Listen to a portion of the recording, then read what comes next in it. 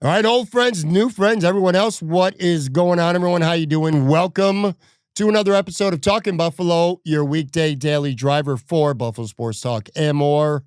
My name is Patrick Moran. Thank you to everyone out there, as always, for watching, for listening, however you consume Talking Buffalo. I appreciate you guys very, very much. Big shout out to today's sponsor, Sunny Red's 1841 Aber Road Outdoor Patio Bar. Near completion. It'll be up in the next week or so. Make sure you go check out Sunny Reds.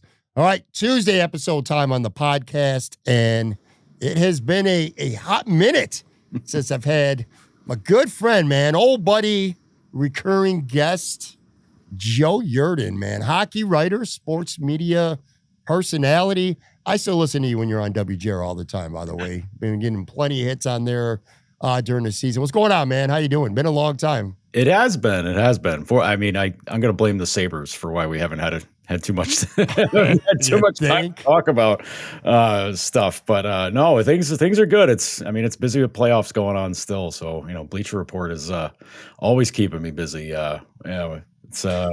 But it's been good. It's been a good time. I got to watch, for those that really hate the Maple Leafs, well, you can send gifts my way, because I attended 3 of their playoff games and they went 0-3 and played 3 of the worst playoff games I've ever watched in my life. So really? All right, man. There might be something to, I got a lot of stuff to talk about today. We're going to talk some Sabres, obviously. I want to talk a little bit of Bills, a little bit of Bandits as well, some other things. But you kind of gave me, as you said that, a thought just popped in my head on the fly.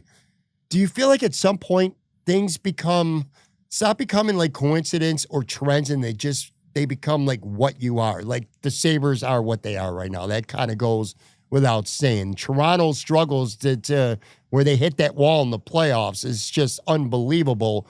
And now I just saw a stat right before you and I started rolling here. Carolina's lost 15 consecutive Eastern Conference Finals games. Is that a real stat? Is that real? That is a very real stat. I believe the last time they won a conference final game was Game 7 against Buffalo in 2006. I believe. Jesus Christ. I believe. So yeah, it's everybody has the chance to write their own story and to write it how they want to, but sometimes it feels like cosmically things just align in a way where it's like, no, this is your role. You're meant to fulfill this role in particular. And yeah, it's kind of hard to escape, especially with the way, things go. Toronto folds up in the playoffs again, and all this stuff. I mean, I don't know, but sometimes teams can rewrite their own story. Like Florida Panthers. Sure. Always never got out of the first round for a few years, and now they're cruising towards their 3rd straight Stanley Cup final appearance. Like it's, all you got to do is, I don't know. I like to think that once you figure it out, like you're like, all right, we got this now. But it's not a mountain. It's not a hill to climb. It's a mountain to get over that. That's just wild. I can't believe I saw this. 15 consecutive games in a row. Now, don't get me wrong. I would take the Sabres losing 15 consecutive Eastern Conference final games right now. I'd take them losing 1 in a row at this point. We'll get into some Sabres talk here in just a couple minutes. I went to one of your spots over the weekend, and I remember having conversations with you. I know it's a spot that you liked going to a lot. It's a really big soccer bar during the season, the Banshee. So I had myself a weekend, Joe.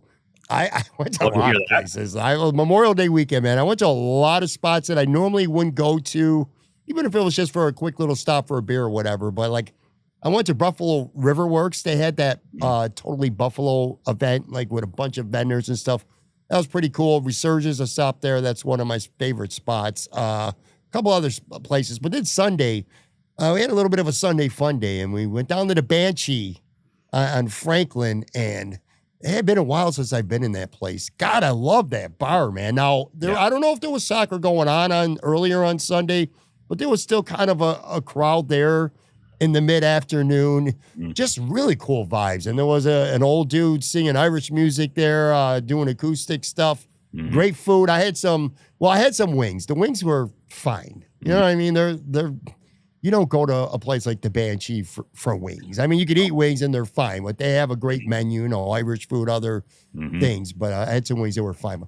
Man, yeah, dude, that spot it certainly feels like the place to be. And I got to get down there for one of those Sunday morning soccer meetups. It's just that's a really cool spot. If you had made it out earlier on Sunday, you would have run into me there. Oh, you were there Sunday because it was the final day of the English Premier League season. So all the games kick off at the same time at 11 a.m. because they don't want teams to know if something's happening. I wish the NFL would do the same thing. Like on like the last week, just everybody kicks off at, I don't know, like 3:00. And so that way, if there's playoff possibilities hanging in the balance and something gets decided at 1:00 and it makes that 4:00 game, like, who cares? Like, nobody's going to try. Have everybody go at the same time, and then you don't know what's going to happen. You don't know what's going to shake loose. And, the team my favorite team, Newcastle up here, was playing to try to get a spot in the Champions League, and a win would have really secured it. But like lots of things could have happened because I think there was 5 teams pushing for 3 spots that were available. So lots of stuff could have gone sideways, could have gone wrong. And like, gets tense because, Newcastle started losing and it was 1-0. And it was like, oh boy, now we need some help. And then you're keeping your eye on the other games. They keep putting the standings board in the corner of the screen. Like, if results hold, this is what it'll be. And you're just losing your mind the whole time. But it's a great vibe. I mean, I think almost all the Liverpool fans in Buffalo turned out because they got to celebrate finally, for the big time for winning the Premier League, which they clinched, I don't know, a month ago. But you had, Tottenham fans are there. You got, City fans, West Ham. You got everybody turns out at Banshee. It's a really great vibe. It's a great hangout. The guys that run the place are just awesome. So I always support going there. I'm glad to see you went because I saw it show up on your Instagram and I was like, oh man, he made it. And I was very upset that you were there like maybe 2 hours after I was there. Yeah, I was gonna say I did get there later in the day. I was hungry. A buddy of mine texted me, said they were going to go up and have a Sunday fun day. And I originally wasn't going to go out because I usually don't do Sundays. I'm like, Saturday's my day. I let it all let loose on Saturday and I'm out of gas on Sunday. I can't do shit usually. But yeah, I went out. I made it out there. Like I said, I could kind of see an aftermath. You could tell there were some soccer fans, not a lot, but there was still a nice little smattering of soccer fans. But even the soccer stuff aside, it's a really good place, really good vibe, man. A lot of cool people there. I've always had a good time there for sure. Pretty cool. You've been doing a lot of driving. This is a driving season. Even with the Sabres not in the playoffs, it hasn't stopped you from driving. A lot of trips to back and forth to Toronto, Rochester as well. Unfortunately for the Amherst, their season just ended Sunday.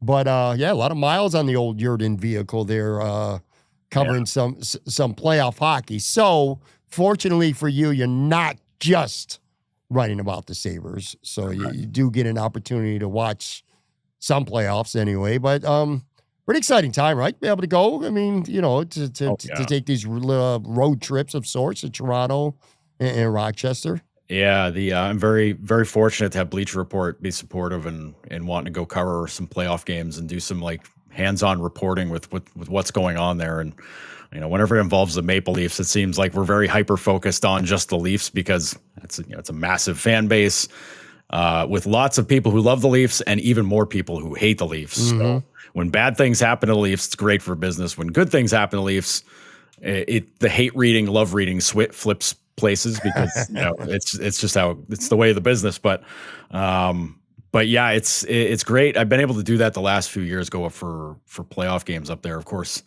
I have to seize the day because there's not usually a whole lot for me to cover up there because they're in and out in 1 or 2 rounds at most. But yeah, I was up there for Game 5 of the first round against Ottawa.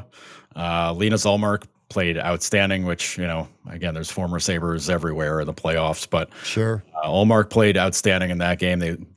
Toronto ended up winning that series in 6.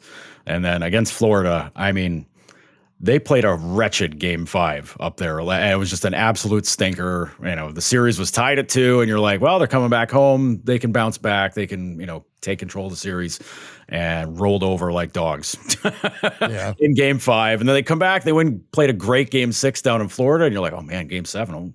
Maybe they can change the story. Maybe this is their time to write their own different story now. And no, they did. They absolutely did not do that in any way. They managed to play an even worse game in game 7 than they did in game 5. And I got to tell you, man, I know fans in Buffalo, they just want the Sabres back in the playoffs, period. Sure. But it's so wild to see the Leafs, who, 9 years ago were kind of in the same boat in a way.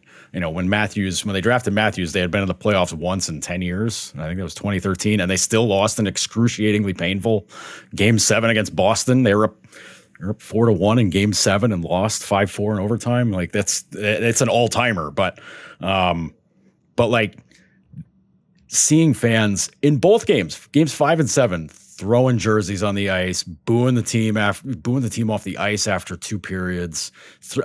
Game 7, they're throwing beers and everything on the ice. And I'm like, oh my God, this is ugly. And like, I don't blame them. They played absolutely putrid hockey. And you're like, are these guys ever going to get it? Are they ever going to get it through their heads that like, this is your time, man. You have like a superstar lineup, and no, they didn't get it. And, Austin Matthews said we had a lot of passengers in game 7 at home against the team that beat you 2 years ago. Like it's crazy, but they're going to have a different lineup next year, and there's going to be big changes. So, and we're going to talk about one of those guys as it pertains to the Sabres, because whether we like it or not, it is something that certainly Sabres fans and some content creators who I'm sure are talking about, but we'll get to that in a second. Do you feel like at times fans, and God, it just, when you go 14 years without even seeing a playoff game, you tell yourself, man, what I would love to do to just watch my team even get blown out in a playoff game, just be able to experience what it would be like to wake up in that morning and know that you're going to be playing a game that night that really, truly means something. Mm-hmm. I feel that way on one hand, but on the other hand, I guess when you do have expectations of being good, and like say if the Bills right now, if the Bills have a really good regular season and they lost in the wild card round, it would be a big flop to me. I'd be really, really pissed off. Mm-hmm. So I can understand it to an extent. But do you feel like sometimes these fans maybe take it a little bit too far? Like I've seen burning of the jerseys with the Toronto Maple Leafs after they lost this year. Yeah. I don't know, man. It's just, I know how much hockey means to Toronto. I get that. And I know that this is a team that many people expected to contend, if not win the Stanley Cup this year. I understand all that, but man, just seeing how far some of these fans take the loss, how hard they take it, it's just wild to me, man. Yeah, weirdly enough, there's such strange parallels with some of that with the Leafs and some of that with the Bills to a degree. The Bills don't have, 4 or 5 ultra mega superstar players on the roster where it's like, wow, nobody's going to touch these guys. I mean, you got Allen, you got some really damn good players there, but sure. There's holes and you're like, if they can overcome this, that, or the other thing, they'll be fine. With the Leafs, it was like, well, you got Matthews, you got Marner, you got Nylander, you got Tavares, you got Morgan Riley, you got, then they finally got some great goaltending this year. And then you're like, oh, well, they're set. Like they won their division finally for the first time in forever. And you're just like, okay, now's the time. You got the best opportunity to make it deep, to take a shot at, to getting to the Stanley Cup final for the first time. And God knows how, I don't even remember. Maybe it was even 67. I don't know. I don't remember. But like you're talking about, it's a lot of pent up, like you're looking for that big fan release in a way where you're just kind of like, all right, we got over the hump. Let's go. Let's take this further. It's like, it's like Red Sox Yankees. Once they finally got past the Yankees, it was like, oh, we're going to roll now. And they did. Yeah, that's true. Good point. But like, I think the Bills, it'll be the same way if like they finally get past the damn Chiefs in the playoffs. It'll be the same way. Like you're not stopping them if they finally get the Kansas City ape off their back. They're taking it all the way. The Leafs, it's not one team. It's like, can we get past the second round? Second round could be any team. It's been Florida a couple times now. And once they got past the first round a couple years ago, they had to beat Tampa to do it. And that's a team that haunted them for the years before. So you keep thinking like, okay, now's the time they're going to do that. And it just doesn't work. It just doesn't happen. But like the expectations change. Like once you become a playoff team, it's like, okay, that block's been cleared. All right, next step. What do we do? Okay, win a round. Okay, cleared that block, whatever.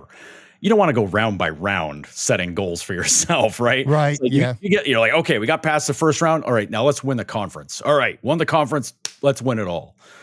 Toronto, it's like they have to do this baby step stuff because they can't get out of the second round. Like it's crazy to think that like this.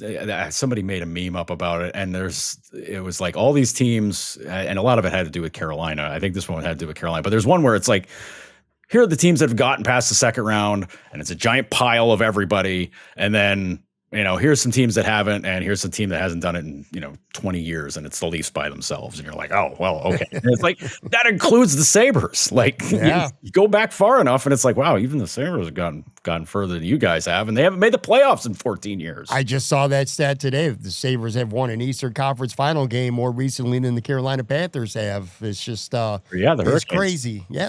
Let me change gears and let me ask you this. So, with the Toronto Maple Leafs right now, it's kind of like, the expectations are high and they don't live up to them, and that could be frustrating as well.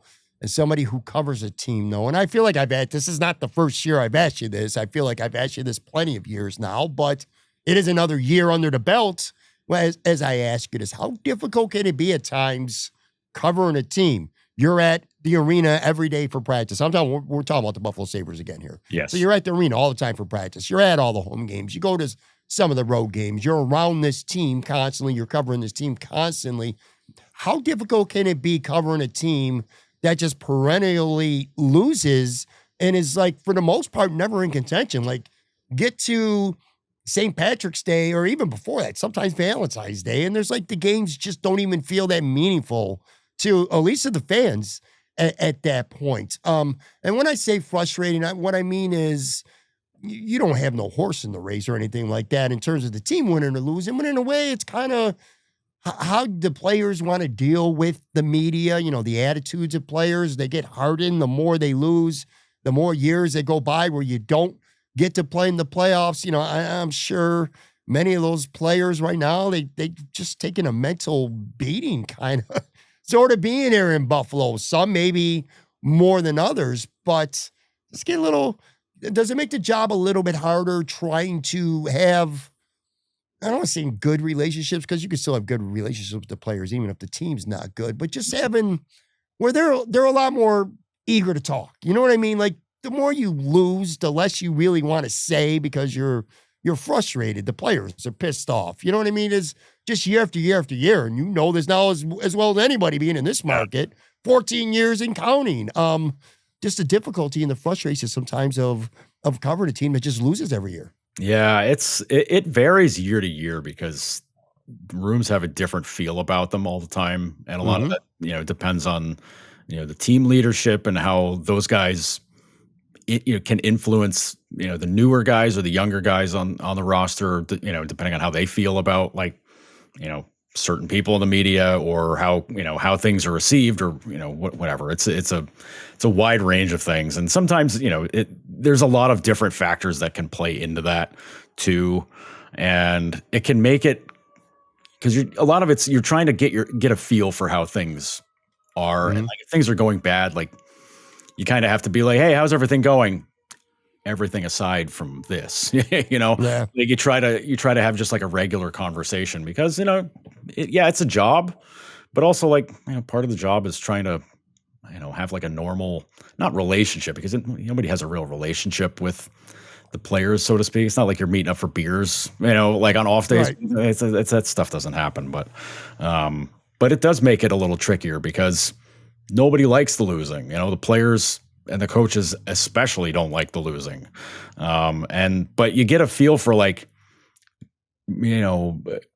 how some guys handle it. Like some guys, they just handle it by, like, just saying, hey, we're trying our best. We're doing what we can. Other guys just try to, like, compartmentalize it and, like, okay, the game stuff's over here. I'm just talking to you now as, like, a person. And, you can, like, joke around and, have fun that way, but it has nothing to do with what's going on. But When things get really bad, though, it's really tough to even have like a lighter conversation because a lot of it's, you know, I don't know if it's like a trust thing or what have you, but some guys will sometimes give you that sideways look of like, why are we having this like kind of normal conversation? Like, what are you trying to? You set me up to ask me, like, to be like, hey, by the way, can I ask you some really nasty, hard questions? Which, you know, everybody's a little bit on the defensive at that point, but you know, even for us in the media, like having to ask about, you know, tough times and losing and struggles and all this. And a lot of these guys, we've been asking them these questions for 4, 5, 6, 7 years in some cases. And it's like, man, we hate having to ask this, but it's part of the job. And like, guys respect that. They're just like, hey, we know you got a job to do, but then, you know, but that sort of ecology between player and reporter and all that is constantly changing, and a lot of the way it's changed over the last few years. And this isn't just Buffalo. I think this is just in general through all sports. It's gotten a lot more like brand conscious. I don't know if that's the right word for it, where it's like, yeah, there's a certain aim that like the team wants out of interviews, and there's a certain aim the players will want out of it. And like, obviously, you know, we've got our own aims. We want to write a story or whatever, but everybody's like hyper conscious of that. And then, you know, the social media side of it, where it's, if you say something really sideways, it's going to be everywhere in 5 minutes. And, you know, so it's equal parts like on edge, trying to be cool and trying to be cool about it, you know, and that makes it's a little bit like off kilter sometimes. You know, talking with guys in the room. Now, some guys, they're just kind of like affable regardless. Joe, let me ask you this. How conscious do you think players are in the Sabres organization of the reception of them by fans with, you know, all these years of losing? And I will say this, I get really hard on the Sabres sometimes, and admittedly, maybe a little bit too hard. And I will say that if there's one thing I should defend the players on more than I probably do, is I don't think there's not a fan out there that wants to win more than these players do. It's not like they show up to the arena and they don't give a shit. You know, hey, we just lost 7 of 10. We just buried ourselves and it's not even Christmas yet. Things like that. How conscious do you think they are, though, of how fans feel right now about this team? Like, I don't know the players, especially on the Sabres, very much well at all. Like, I don't know if they're on social media. I would hope they're not. Or if they are, I really hope that they're not paying a hell of a lot of attention, because it is just a cesspool of negativity when it comes to this team, although some of it, in fairness, is deserved. But I'll give you an example. Whether it's, well, maybe not so much on Blue Sky. It's a kind of a different animal than, say, Twitter. But let's just say Twitter. It could be, I don't give a shit who it is. Name a player or name a coach. Happy birthday. I'm at a point now, if I was a Buffalo Sabre and it's my birthday, I'd be like, don't say none. Don't put out a tweet. Don't let people know it's my birthday, because it's just going to turn into a public bashing. How cognizant do you think the players are of what their perception is with them, and how much do you think they consume it, or do they try really hard to just kind of stay away from it all? Some guys are very overwhelmingly cognizant of it, and I think that's a detriment to them. Because sometimes guys will take in a lot of that and internalize it as just everything is very negative, which hard to avoid if all you're hearing is like, you suck, you know, they should trade you for a bag of pucks, blah, blah, blah, you know, any of that kind of garbage. Like that's hard to see. Or, you know, somebody's like replying to them with a list of their turnovers the last 5 games, you know, like garbage like that, where it's just fans piling on. And, you know, never mind if you got like degen gamblers in there being like, you didn't shoot enough, you cost me $100, blah, blah, you know, that kind of nonsense. But like, some guys are way more aware of it. And, you know, with the Sabres, there's a lot of really young guys on the team, and they're very on social media, not necessarily Twitter, definitely not on Blue Sky. I don't even know if any guys are on Blue Sky, but like the athletes are on Twitter because that's where everybody else is. So, but like, they're definitely on Instagram though. They love sharing pictures. They love, you know, chatting with their buddies on there, sending pictures to each other and tagging each other and photos and whatever. And that always throws me off, because I'm like, Instagram feels like it's a little bit more like a window into your life, not just because it's visuals, but like, it's kind of like what you're up to, what you're doing, like what's going on. And Yeah. if guys have like publicly open profiles, it's kind of like, oh, well, all right, okay, well, you're aware of things. And then, if people are leaving comments on the photos or whatever, then it's, it's just, you're kind of opening the door to people to kind of, come at you. I would hope that on Instagram that people are a little bit nicer, because it's like you're seeing their face or whatever. And it's kind of like, well, maybe I won't talk shit at them now because like they're having a good time. Like if they're at a wedding or something like that, but it's some guys. I could probably name off about 4 or 5 guys in the last 3, 4, 5 years where my first bit of advice to them would have been like, get the hell off social media. It's doing you no good at all. Yeah.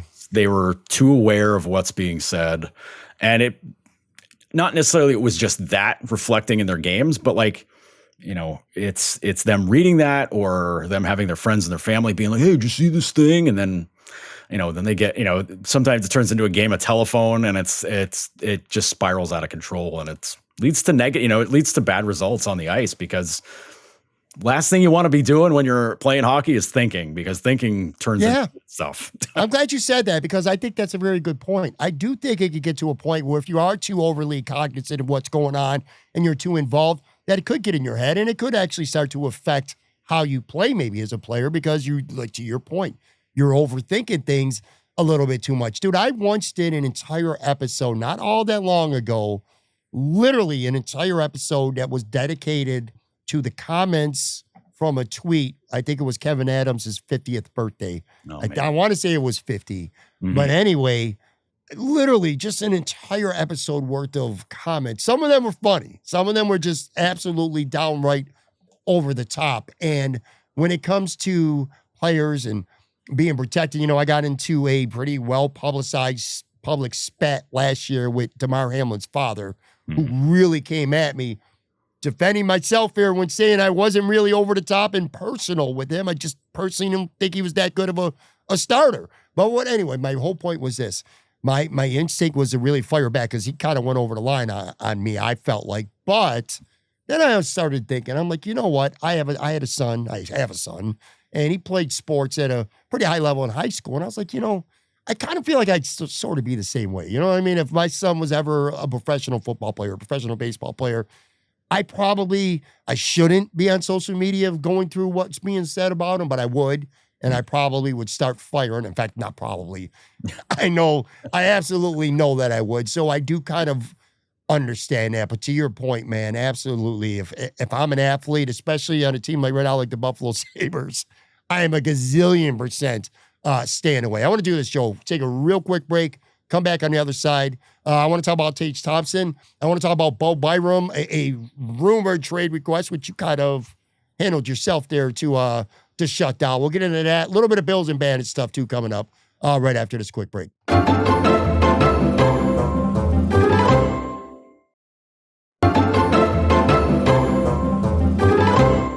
All right, back here with Joe Yerdon. I'll tell you, one of the things that I always enjoy having these conversations with you about, especially when it comes to the Sabres, is you have that, like, kind of even keel, like, objective mindset. You're not somebody who's going to sit there and just outwardly defend every single move that this organization is doing, every single player, because some of it's just not defendable. Conversely, you're not really speaking from the voice of a fan who is maybe overly emotional, like I might get myself sometimes, and I start out, with a reasonable topic like Tage Thompson. We'll talk about him in just a minute here, but I was really proud of what I saw on Sunday. It brought me great joy. But within 30 seconds, it turned into a rant against the Buffalo Sabres organization just because I let the emotions get too much of me. I know there's a lot of content creators and a hell of a lot of fans out there that are the same way. So that's kind of like one of the reasons why I really enjoy having these conversations with you, because I feel like they're incredibly level-headed when we're talking about this team. Let's talk about Tage. What a great moment for him on a professional and personal level on Sunday to not just shine for Team USA at the Worlds in Sweden, but like quite literally win them a gold medal. He scores the overtime game winner. They win 1-0. I think it would be a crime for him to not be on the U.S. Olympic team next year. Put it this way, dude. If Tage Thompson's not on the U.S. Olympic team, I'm not rooting for the Americans. I'll tell you right now. I don't care if it's Russia, Czechs, Finland. I don't care who it is. I will root openly against the Americans if Tage Thompson's not on that team. See what I'm talking about with the emotion there? But talk about Tage Thompson and just, he's such a good player, and I've always considered it a shame that he doesn't get to play in more meaningful games right now with the Sabres. And we know how good he is, but for the world, people who follow hockey around the league and the world, they got up close and personal view of how great this guy could be, right? Yeah, it's a shame that the world championships, which happen every year in hockey, aren't more popular to watch here because it happens during the Stanley Cup playoffs, and people are like, why do they do them then? And I'm like, well, every European Pro League finished up in March or April, so like it's time for Worlds there, and they're like, well, can't they wait for the NHL? And I'm like, they're not waiting for July to play World Championship hockey somewhere in Europe, because I don't know if they ever even host it here in North America because nobody'd go. Like there's Stanley Cup playoffs to watch, but yeah, Tage scoring that OT winner, which it's a goal we've seen him score probably 20 times just this past year alone. Just coming up the wing, ripping one far shoulder right past the goalie. Goalie didn't have a prayer. The Swiss had a great tournament. Swiss played fantastic. They were awesome, and it was their best shot at a gold medal in a long, long time. But the U.S. hadn't won gold in Worlds since 1933. 92 years, man. 92 freaking years. And people are like, how is that possible? And I'm like, well, nobody goes to Worlds. At least not with it, not like in the last 10 years. People just didn't go. Only in like the last few times around have players been like, you know what, we'll go. Like 2 years ago, Alex Tuck and his brother went to Worlds, which was a cool thing to see. Alex and Luke, his brother Luke, plays for the Laval Rocket Montreal Canadiens team. But Tage went this year because he had a chip on his shoulder. When you remember the Four Nations face-off that happened in February, Tage wasn't part of that team, and that bothered him quite a bit. He didn't, I lovingly refer to Tage as the Iceman, because you can't really get a feel for his emotion when we're talking to him post game, whatever, but it comes through sometimes, and you can tell by the way he talks and how he holds himself sometimes, where you can see if he's really bothered by something, and that bothered him a lot because he really wanted to be part of that team.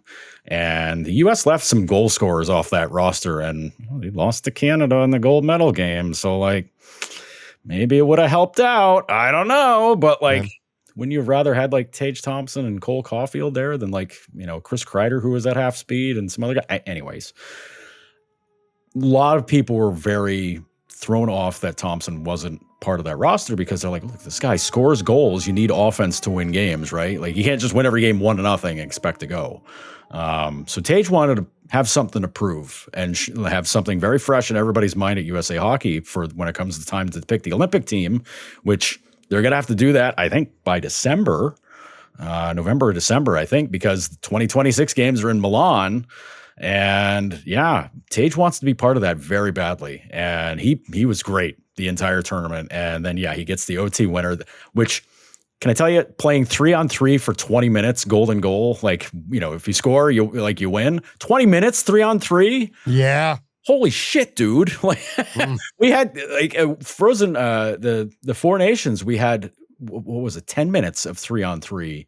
And I think only one of those games maybe got to about 6.5, 7 minutes. And guys were like, and I'm talking like Nathan McKinnon and Crosby and McDavid were like, I don't know about doing that, man. 10 minutes? No, thanks. And I'm like, these guys are doing 20. It's a good thing it got over with in 2.5 minutes, because otherwise these guys have been dropping dead.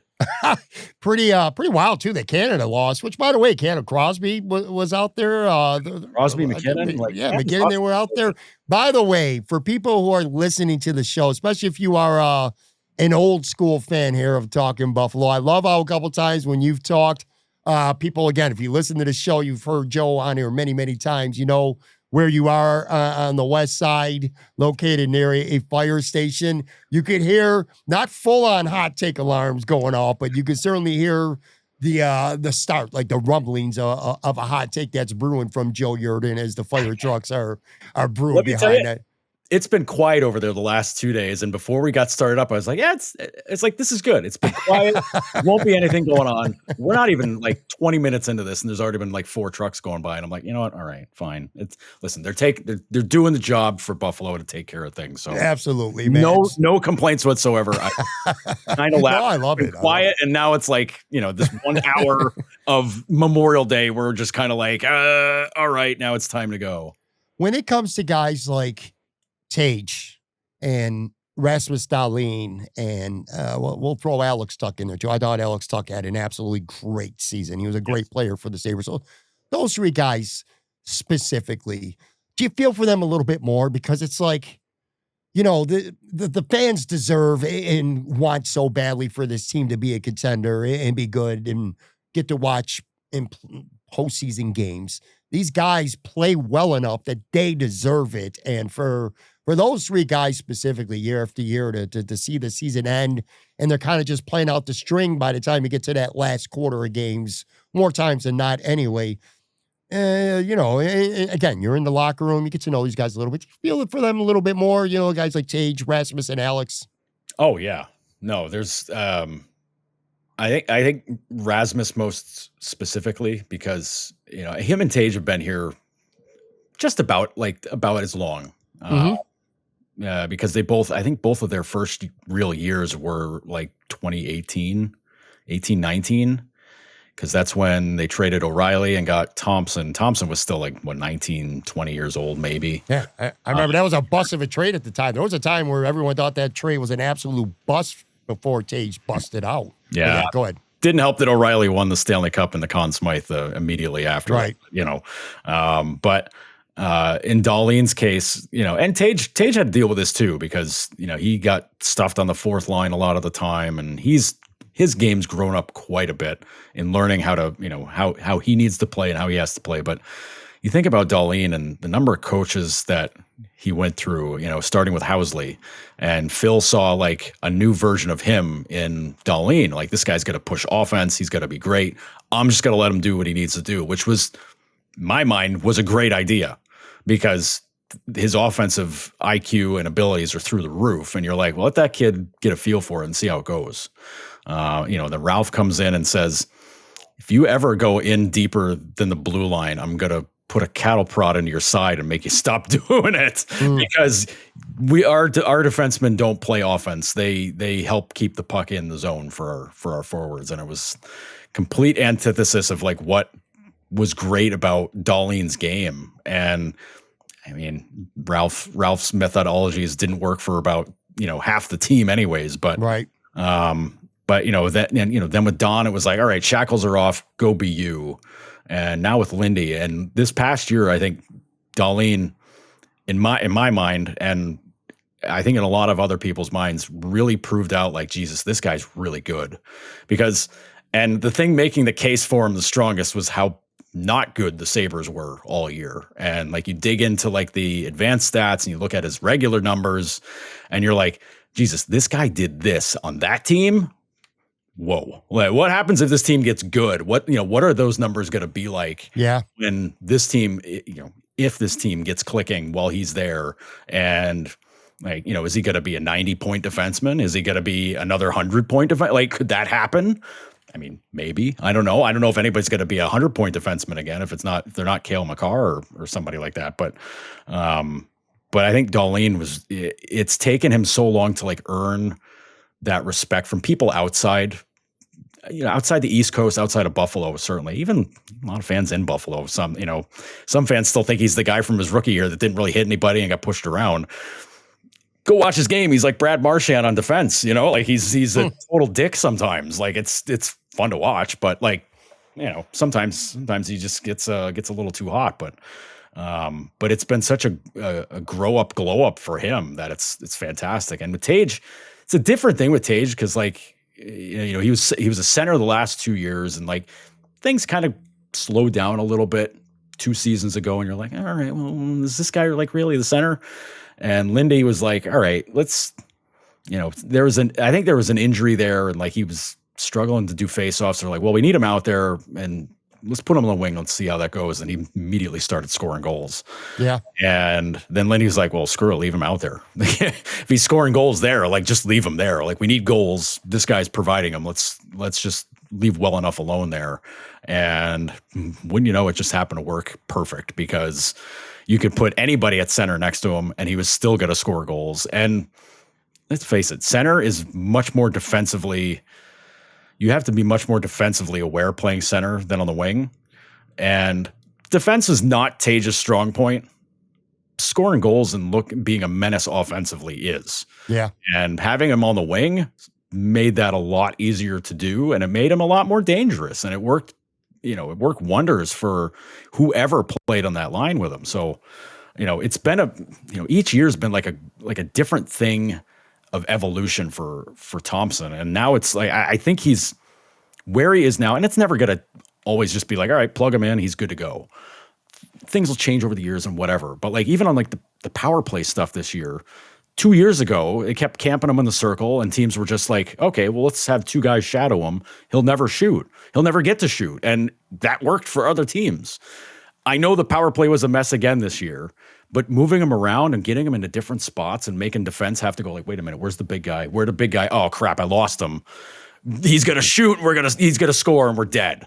And you want to have teams running around like head spinning, but you have to keep the puck moving. I think that's what slowed down the Sabres was that the puck stayed stationary a lot of time while everybody else is moving, and you're like, okay, where are we going? And it's it's the things you have to do to keep guys going. And in Tage's case, like you have to keep evolving. You have to keep adjusting and doing that to be able to keep going. But like this past year, Jesus, man, what a great season out of him. And yeah, like I'll have to look at the numbers from when they named the Four Nations roster until the end of the season to see like how much of that chip on the shoulder of not getting named to that team maybe had, coincidence, correlation, whatever. Sure. How much that played into him just like blowing up huge in the second half of the season because he was a monster. It's rare to see a Joe Yerdon tweet nowadays. Joe does most of his work over at Blue Sky, Joe at Joe Yerdon .bsky.social. But you kind of you emerge from a Twitter hiatus briefly anyway to kind of knock down a rumor that was floating around. Bo Byram, rumors of him requesting a trade. Elaborate on your tweet and just that whole situation because you kind of put a squash to that for now. So there's a story that like I might be putting together for Bleacher Report in the next couple of weeks, and there's another story I'm putting together for Noted Hockey about centering around Bo Byram. So I was poking around and just like looking up to see if there was anything new that came up from outside of Buffalo circles. We got everything covered at the end of the year.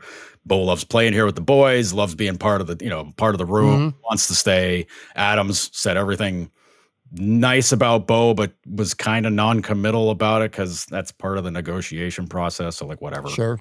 But like as I was poking around on, doing Google searches and all that, and I see a thing comes up that says Bo Byram requests trade, and I'm like, when did that happen? I'm like, hang on.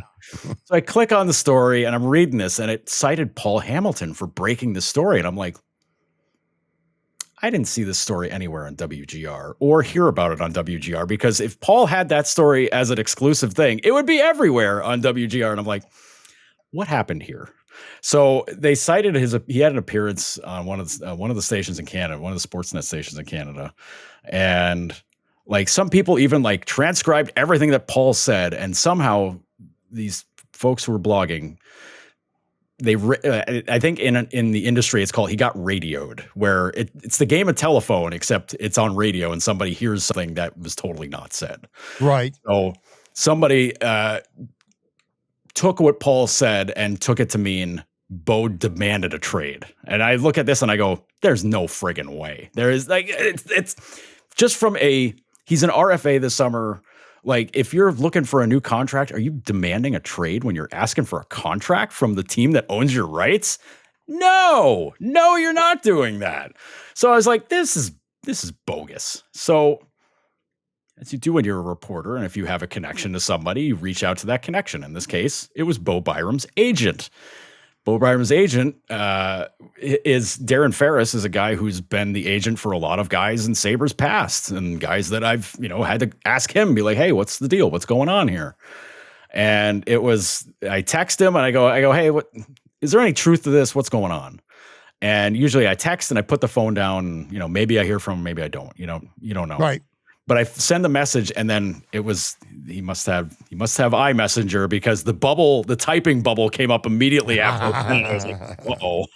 So I was like, okay, what happened here? And he just told me, he goes, that's totally fabricated. There's no truth to that whatsoever. And I was like, okay. So you're getting a little bit of a peek of how the sausage gets made, I guess, in a way. But I don't know if other people were looking into this or whatever, but I was like, this is some kind of bullshit happened here. And so I don't know what's out there. So I put it on Blue Sky first and then put it on Twitter, because there's more people that are being getting false information off of Twitter or reading things wrong on Twitter or whatever. And I was like, okay, I got to put it out over here so some of these people can see what the hell's going on. And so I just shared it over there too, to just be like, hey, I don't know what's out there. I don't know if you people are reading this. I assume there's people online that were reading it, because somehow this story was like at the top of every Google search for just Bo Byram. And I was like, freaking hell. All right. So I just shared it there and was like, okay, this is me being clueless about rumor nonsense, because A, I hadn't seen this until I started looking stuff up. And then B, people were like, oh, hey, thanks for clearing that up. And I'm like, how long has this been around? How long has this dumb story been around that has no truth to it whatsoever? I wanted to ask you as well about, all right, Mitch Marner. So within minutes of Toronto losing, the core four is going to break up. They're not going to be together again. The Sabres have cap room. Mitch Marner lives in Toronto. He's a Buffalo Bills fan. He's a big Josh Allen fan, which, by the way, is true. That is true. He is a Bills fan. He is a Josh Allen fan. I don't know. Things take on a life of its own, and now suddenly, and I also understand, especially when you are creating content, whether you are a writer, whether you are a podcaster, whether you're in radio, TV, whatever it may be, you're looking for things that people want to talk about. You're looking to engage folk. And I guess technically it's true, or it could be. It could happen. I suppose it's feasible. What's your take on it? Is Mitch Marner to Buffalo talk silly talk to you? Or is it something that you could realistically see happening? Is that the kind of thing, if the Sabres were going to spend huge money on a player, is that what they should do with their money, even if they couldn't move things around and make something like that happen? What are your whole thoughts on the Mitch Marner to Buffalo? Buffalo created, very likely, speculation. Now, listen, I'm going to feel partly responsible for this, because I think it was 2 months ago where I pointed out, it was like, well, Marner is going to be a free agent. He's going to get like 13, 14, maybe 15 million a season, which is crazy money for the NHL. For other sports, not really so much, but the NHL, that would make him like the highest. I think that make him the highest per year player if he got that. But I started that up by being like, well, he is a big Bills fan. I was like, all it takes is if Terry if Terry wants him that bad, get Josh on the horn, get him on a plane, take him to Toronto and be like, hey, got you dinner with QB1. Like, sit down and then have Allen sell the Sabres. I mean, selling the Sabres can be hard. I trust that more than Kevin Adams. Understandably, but like, if Adams is your pit, or if Allen is your pitch man, I don't know, seems a little easier. If Allen, the best guy on the football team says, "Hey, come be the best guy, the best forward on the hockey team, and come get us to the playoffs and go places." I mean, you want to sell things, like that's how you do it, like that, especially if you got an in. Would they do it? I don't know that they would, because that's a lot of money. That is a lot of money, and they've been not eager to spend that kind of money. I mean, free agency especially. They've been able to cut some good kind of sweetheart deals for guys, guys that are already here and they signed to extend, like Tage. Dahlin didn't exactly get a sweetheart deal. He got a very juicy deal. So did Power. They got Samuelson locked in for, because they were like, hey, you want this? And he's, yeah, of course I do. Yeah, let's do it. And, Cousins as well. That kind of money for a free agent is not something Terry's done since the first year he was an owner, and that summer, not one to remember free agent wise. The Leno contract didn't work. People will bury the Christian Ehrhoff contract, but like that was a trade and then an extension and then blah, blah, blah, whatever. It was a lot of money, but like that dude was worth it. It was just not, just wasn't meant to be. And they got a free buyout from it. So like, who cares? Like, whatever. It ain't your money. It's the owner's money. It's fine. But they haven't been eager to do that. Like, they signed Kyle Opozo to the big contract that, not Kyle's fault that things went sideways with that. That was just, bad luck, with the injury stuff and the concussions, all that stuff. Like that was just rotten fortune. Marner's a top 10, top 5 forward in the NHL, 100-point guy every season. He's a setup man. He can score goals. And he's not a defensive liability either. He's a tenacious forechecker. He's not physical, like not a physical player. He's not built to be physical. If anything, he's the prototype of the guys that they've drafted the last few years, the small skill, speedy skill forward guys. If any of those guys turned out to be like Mitch Marner, you'd carry the scouts and Kevin Adams on your shoulders around the city, because then you'd have 2 or 3 100-point small guy forwards on one team, and then they'd be running through the playoffs every year. But Marner's like the ideal version of like what, you draft Roseanne. You're like, well, if Roseanne could be anything like Mitch Marner, that'd be great. Benson, Matt Savoy, any of these guys, if they're like, well, if it can be anything like Marner, man, that's a hit. Well, if you want guys to be like Marner, why not just go get Marner? Problem is, to go get Marner, it's going to cost you like a record-setting contract. And I don't know that they're eager to do that. Now, if Adams wants to shut up a lot of us out here who are saying like, you keep saying there's no restrictions on how much you spend, but you're not spending anything. The easiest and fastest way to shut everybody up about that is to hand Mitch Marner like a 7-year, $15 million a year contract and say, yeah, well, how about now? Like a 7-year, $105 million contract. Like that's the easy way to do it. But like, do you do it that way? I don't know. I mean, the cap's going skyrocketing the next few years. Like it's going to be 113.5 in 2-3 years. It's going up to 99.5 this summer. Like, money becomes like you don't have to worry about it at that point. But, the line that always gets thrown out about spending money is always like, well, we don't want to handcuff ourselves for the future. And I'd be like, fair. But who amongst your group right now are you handing out a big extension to? Peterka, maybe. Bo Byram, I don't know. Is he still gonna? Is he gonna be here? Are you trading him? Like, what's the deal? Because he could be traded. Because you already have power. You already have power. You already got Dahlin on the left side. There's some arguments for and against keeping Byram. Like whatever. Is it going to be Quinn at some point down the road? I don't know. Maybe. Like, there's a lot of like ifs, maybes, but you don't know. Like, there's not any guy where you're like, yes, absolutely, they're going to give this guy a ton of money. Alex Tuck, they can negotiate a new deal with him July 1st, to extend him. What kind of deal do you give him? Are you keeping him? Because like he's going to be 29 or 30 when the new contract starts. Like, do you give him a massive deal? Like, I don't know. It's big questions.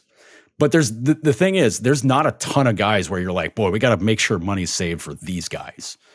In that from that point of view, you could say we could probably spend big on Marner and it won't kill us down the road. But boy, we better make the playoffs right away. So the money comes in that can cover some of the losses they've incurred over the years from losing ticket sales, to having a bad team, people not wanting to show up.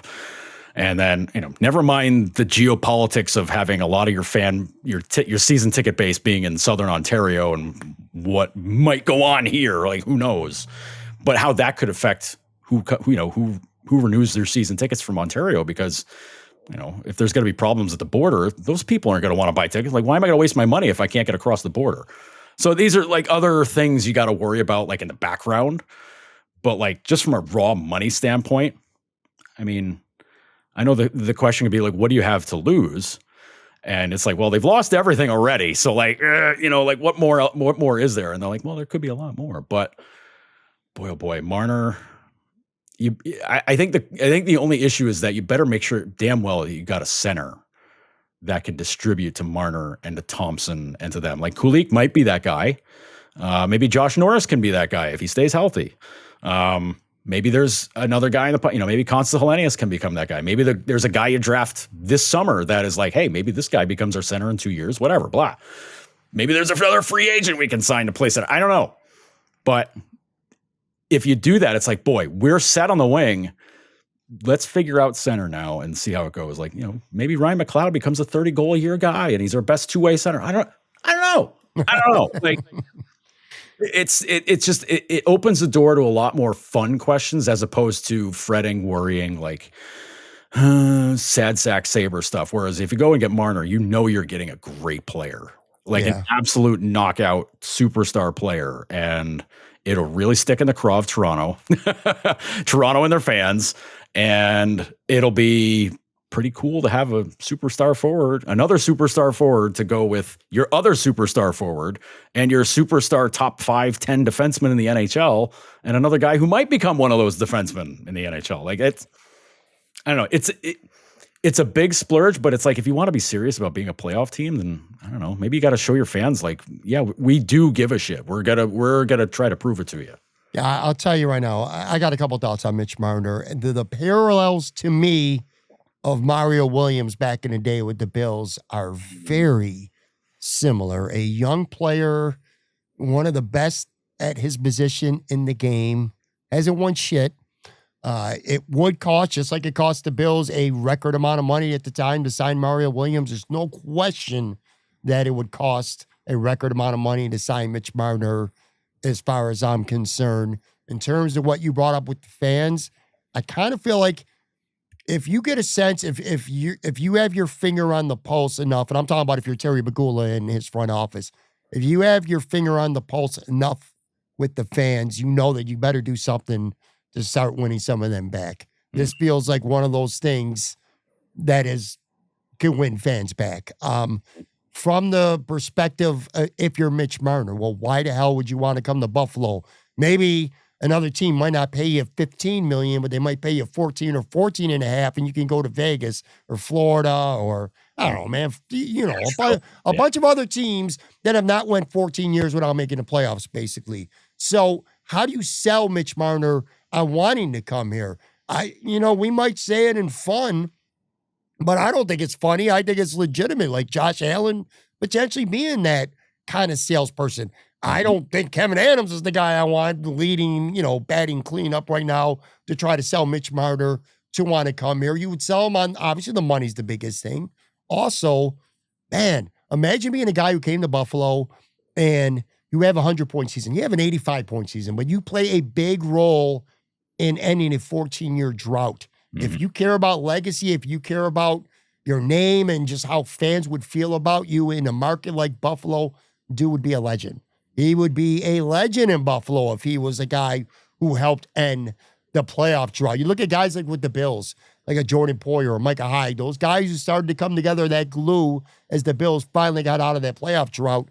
To this day, 8 years later, we still so fondly remember the names like Poyer and Hyde and Trey White, who's now back with the Bills for another go-round. You know what I'm saying? So it's like, I do think it would be a tough sell. You'd have to wonder where Mitch Marner's mental state is if he wanted to come to Buffalo, but he is a Toronto resident, family in Toronto, just a couple hours away. That could be a selling point as well. I don't think it's utterly unrealistic if the Sabres were committed to making an honest-to-God real attempt to go all in to sign him. If you're just making overtures, that's just not happening. But if you're going all in, maybe. Before we wrap up, I want to talk about the Bandits and the Bills for just a few minutes here. But last Sabres thing, if it's not Marner or if it is Marner, What's your vision for the Sabres this summer? And I'm not necessarily asking you to, hand me a list of players you think they're going to sign, but what direction should the Sabres be going in the summer? What's your vision for what you think that they're going to do? I think for like the third or the fourth year in a row, I'm going to say get Owen Power a damn partner. Get him get him a right-handed defenseman partner that you can just let him be him. I feel like each of the last few years we've had this discussion, Pat. That's been like on my wish list somewhere. And I even, I think a couple of us made it a point at the end of the year press conference with Adams and Lindy. And I think I forget if I don't remember who asked, but it was like it might have been Paul. I don't know, but like we were asking everybody. Like we asked Owen about it like the day before. Like, you want like a steady D partner here because you had like 3 or 4 from this year. Like, is this getting old? Like having to learn to play with like a bunch of dudes, and Owen's just kind of like, oh, it's no big deal. It'd be kind of cool, but like whatever. Mm-hmm. But like Adams, I think he's like, would it be great to have like that lockdown like right-handed D to play with him? Yeah, it'd be great. And I'm like, go find him. Kevin, go find somebody like that. Like anybody like that can fill that role. Do it, man, because he needs it. You need it. The whole team will, like that would just benefit everybody because getting like, and I get people get so pissed about like how he doesn't hit people and whatever. And there's good reasons why he never developed that part of his game in college because he would get penalized every time he hit somebody. But like, I don't know, man. The way he does everything else, hitting's the last thing I want him doing. But, when you're 6'6", you kind of want to see a guy lay out some people, but whatever. But like that to me is the top of the wish list. Find Owen Power's partner to set him up with for the next 3, 4, 5, 6 years, whatever it is, do that. Like, you don't have to worry about it with Dahlin because Dahlin will make everybody he plays with better. Yeah. Like, and he proved that this year. Everybody that played with him was like their numbers were immediately better, especially Byram, which could be a bit of a sticking point with some of the negotiation stuff because you'd be like, wow, he had great numbers. Yeah, we play with Dahlin. But like anyway, you don't have to worry about with Dahlin. You have to figure it out with Power though. Unless Power has like that Dahlin awakening summer where he just stops, like where Dahlin, he's like, I stopped giving a shit what you guys said. That's what snapped him around, and he just became like I don't give an F guy, and like that worked to his benefit. I don't know that Owen's wired the same way, but like if he isn't wired that same way, find the guy to play that's going to play with him. That's going to unlock everything else you've been waiting to see out of him. That's the biggest thing to me. I'm concerned about the center position. Adams didn't seem terribly concerned about it because of how great a season McLeod had, how good Kulik looked playing on that line. Krebs played really well in his role. I'm forgetting other guys that played up the middle there, but well, you have Norris, but we didn't even get to see a lot of them. We barely saw him. But like if he's healthy, knock on wood, cross your fingers, everything. He's a guy that can make a big difference. But like I feel for the guy because he's just had nothing but problems physically. For like the last 5 years. But like. Yeah, you can feel good about it, but like I don't know, you're kind of high wiring it without a net otherwise, because then you're hoping like, well, maybe Noah Ostlund can step in, and it's like we've played that game before, where it's like, well, maybe this guy that's really young and in the AHL can take a job and run with it. It's like, no, that's not going to work. Not with Lindy coaching the team because Lindy's not going to trust them right away. So it takes 40 games for Lindy to trust the guy to be like, you know what, this is good, this will be fine. So I would say if you have any questions about center, find a center. I think they're okay on the wings. Goaltending could be a big concern. Goaltending, and I hate talking goaltending because it's voodoo and nothing ever makes sense in the world of goaltending. But Luukkonen having a fallback year this year was concerning. His workload went up, and the schedule was not friendly for that either. So that was an issue. Reimer obviously played like basically solidly the whole end of the month, and it really seemed to really chap Luukkonen's ass, to be quite frank about it, for that final month. Cause he's like, well, I'm the number one. What the hell's going on here? Why does this guy keep playing? It's like, well, he keeps winning, and every time you play, you're not winning. So like, I don't deal with it, man. But like, I get it. It's a respect thing. And like Luukkonen's been through a lot of garbage, his pro career, like on and off the ice too, like with, COVID injuries, surgery, whatever. Yeah. All that stuff. Like that's been an issue. And then, like you're like, okay, maybe it'll be him and Levi. Levi will take the job. And I'm like, maybe Levi goes back to Roch again next year. I don't know. Like there was a lot that I saw in Game 5, watching some of Game 5 that are the main sticking points I have with Levi, where sometimes he gets a little too noisy with his movements. He's a little too busy, and it costs him. It costs him, and it costs the team. Losing 5-0 is not all on him. Some of it's on him, but there's still a lot of that. He had a great season. Don't get me wrong. Had a great season in Rochester. He was awesome for the season. Like he was great. The NHL starts that he had were still so hot and cold. Like, you have a great start in Montreal and then he gets bombed on against Columbus and you're like, boy, okay, that's not it. Has a great game, another game, gets torched in Seattle. And you're like, okay, like who's the real guy here? It's like, he's still young, still needs more seasoning. Like, and people are going to be like, no, get him in there. And I'm like, well, if he's not playing well and then Luukkonen's not playing well, then you're going to be like, trade every goalie, be like Colorado did it last year. They traded both their goalies. And it's like, that doesn't work all the time. Plus they have two of the best players in the world. So, it's a little easier. So yeah, that's my aim. That's my shopping / concern list is with those areas. Get Power some help, potentially another center, potentially another, goaltender. Before we get out of here, dude, how sweet was it to see the Buffalo Bandits win a three-peat? I got to tell you, I've been pretty open about this, kind of like a bandwagon hopper when it comes to the Bandits. Like I don't rock with them in week 1 in December when they start whatever, but when it gets to the playoffs, I get in.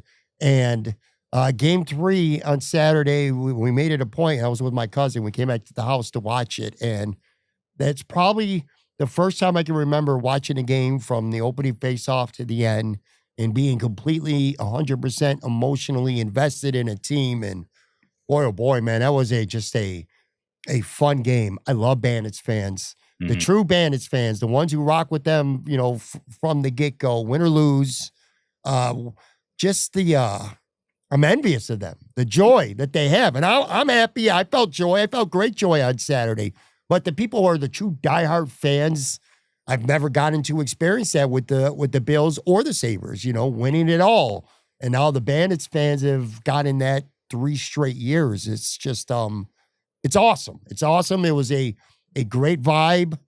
And I don't know, man, city of winners, or at least when it comes to the Bandits anyway, it's just so damn cool. I feel like we all sleep, not all, but a lot of people just sleep on that sport and on that team because really, really missing out.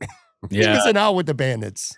Yeah. Indoor lacrosse is it's a super niche thing. Obviously, not everybody grows up lacrosse, at all. Like it's, unless you grew up around Syracuse, Rochester, even, I don't even know if lacrosse is big high school wise around here. I'm not totally aware of that, but I know like around Albany it started picking up because Albany started getting into lacrosse and it started becoming a thing like in the Capital District, but it's very niche for depending on where you're located, because either you have it or you don't.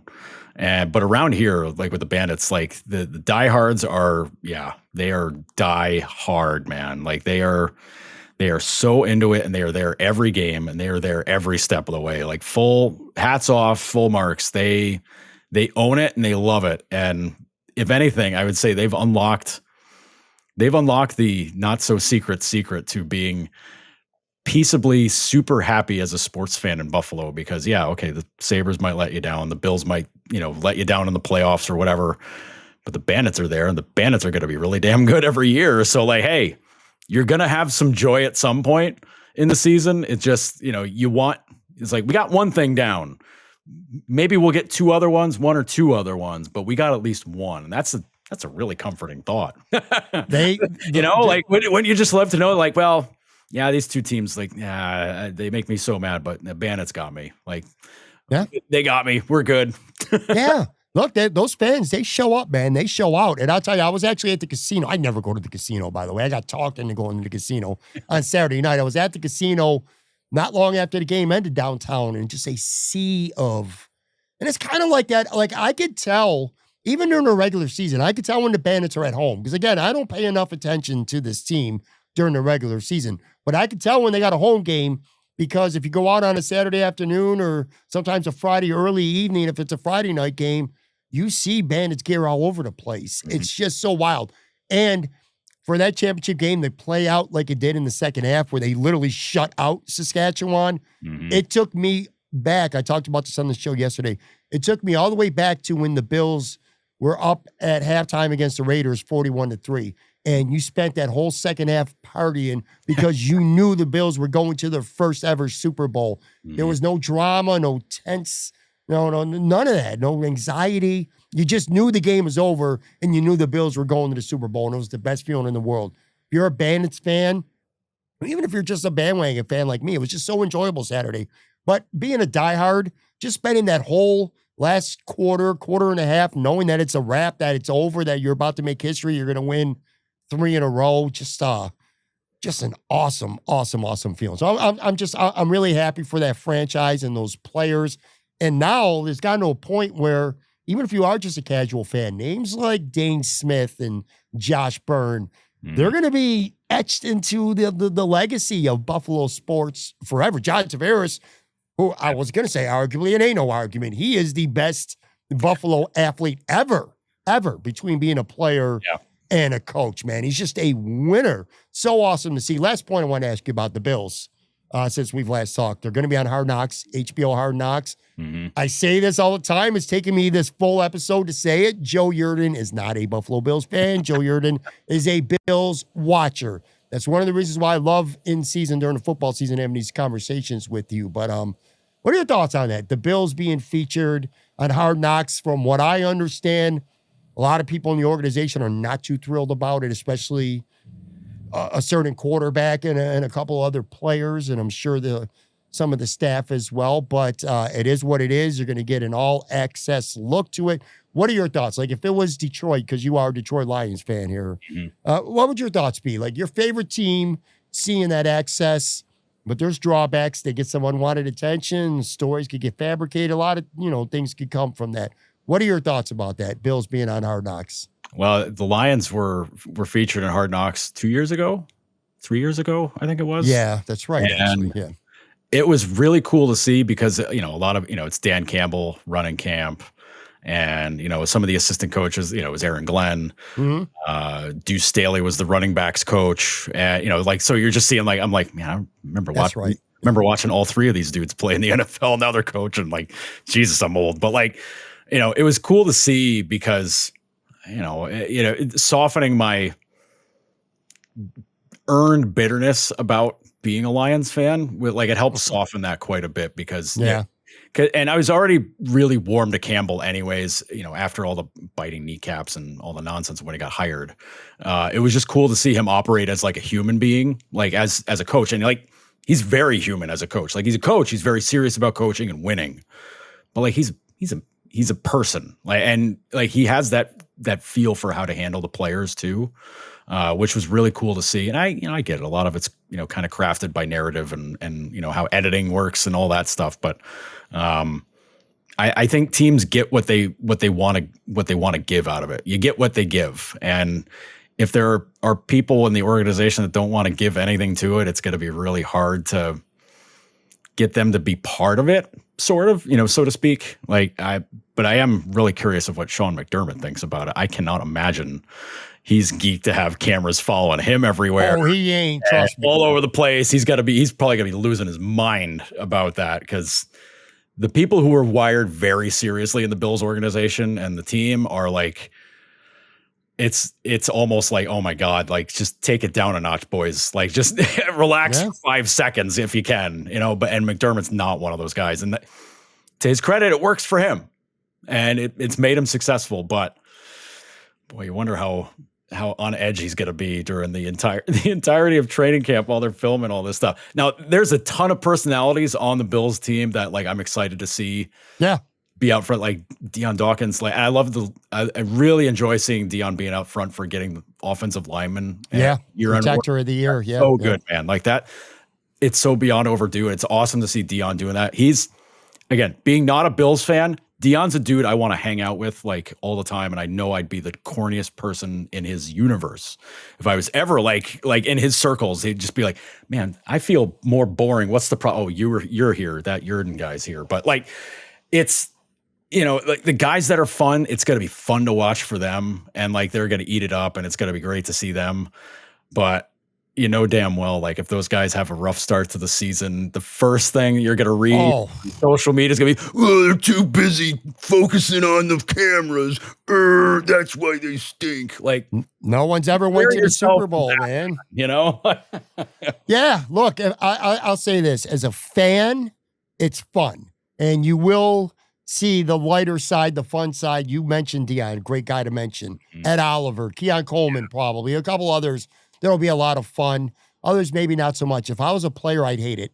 Put it this way, Joe. If you were, I don't know, man. If a camera was following you around almost 24/7 for a sustained period of time, at some point, you're probably going to say or do something stupid. I know I would. Shit, man. I do it anyway, and I don't even need to have a camera following me around. So something that could come off the wrong way, you know, that could shed a negative light on you. There's things that could happen. I would not want it as a player, but I understand why a lot of fans would like it. Let me ask you the last question, then I'm going to let you go. We'll kind of have a little bit of fun with this. So the Bills are doing Hard Knocks. You don't cover the Bills. You don't really know the players well other than what you see on TV.